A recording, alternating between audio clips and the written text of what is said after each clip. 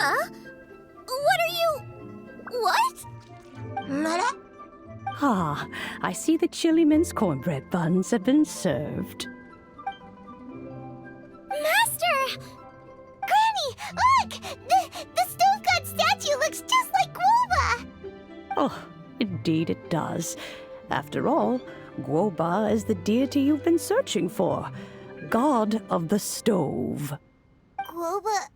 Guoba is a god? You asked me if a sufficiently festive atmosphere would be enough to reawaken the stove god. And my answer is this. Yes. And no.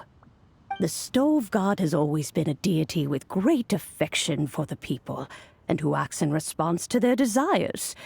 To him, the heart's passions and the heart's desires are not the same thing.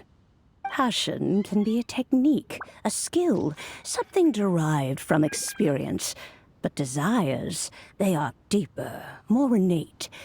They are the heart's strength in its purest form. Masterful chefs is wonderfully exciting, but it is more an exercise of passion than of desire. And passion alone will not suffice to reawaken the stove god from his deep slumber. But just now, when Kuching ate this dish she had longed for, a deeply held desire was fulfilled. As well as receiving an answer to her question, she also gained something much more precious. A moment of poignant nostalgia so vivid, it felt like she was right there alongside her grandfather. The enormous power unleashed by the fulfillment of this desire resonated with the stove god's statue and caused it to manifest once more the form it took in the past. Of course, the stove god himself is not contained within the statue. The true stove god has been here with us all along. How does it feel? Seeing a statue of yourself from your glory days? Look at him. Still so majestic. Glory days? Wait, what happened? Did Guoba used to be different from now? Oh, yes. Back in his day, your Guoba was once the patron god of the soil. But all the wisdom and power he had then, he has since surrendered to the soil itself. A god surrendering their power to the soil. I have heard this turn of phrase before, but what does it mean? The kinds of trials and tribulations that a land can face are far more than you could imagine. Droughts, floods, torrential rain, hurricanes, earthquakes, tsunamis, fires, and plagues.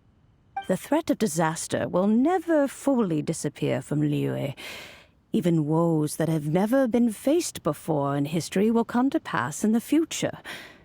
Such things affect you mortals far more than we Adepti, with our immortal forms. He once walked with you over the barren plains until you arrived at last at the harbor. He joined you in building your dwellings and lighting the stoves. It was his hand that lit the very first street lamp of Liyue and brought the aroma of cooked food into every household in the land. You mortals no longer remember him, but back in the age when you did, he was the closest of all the Adepti to the common folk.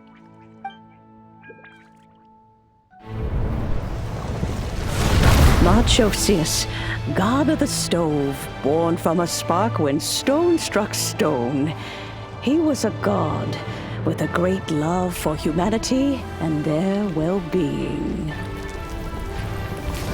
Millennia ago, the people sought to expand their city. They built a dwelling on the plains and called it the Gueli Assembly. The stove god cared greatly for the people, turning himself into minions who went into every home, fostering food and solidarity alike. Alas, their home was taken by a flood. The waters ravaged the Gueli Assembly and forced the people back south to Liyue Harbor. Though the distance was not far, the journey was plagued by a terrible storm. For a dozen days, the Adepti stayed by their side. During this time, the stove god cooked an ancient delicacy, flatbread with a meat sauce to stave off the cold and damp, fit for those on the move. Centuries later, disaster and plague arose once more. The stove god would appear no longer, for he placed all of his power into the land itself to quell the calamities. His power expended, and his wits greatly reduced. Thus his body decreased in size. By the time he parted ways with us, he wasn't even the height of a human. He told Rex Lapis and I of the dishes that bring joy and of the secrets of the flame, then went into the mountains and entered into a long slumber.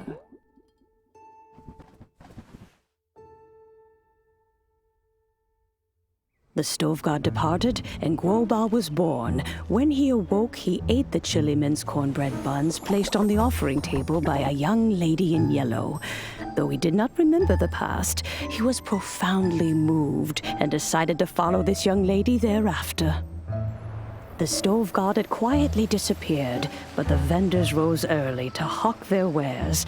People went out to buy goods, lit their stoves, and cooked food, just as they had done every day for as long as they could remember.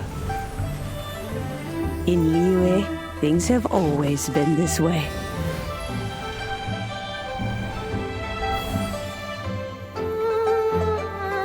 Nature provides, the mountains rejoice.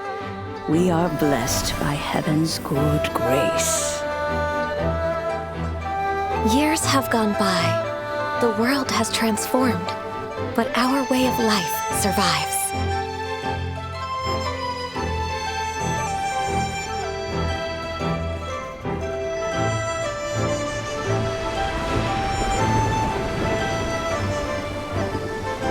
Fame and fortune is only a season. It is the moment that we should embrace.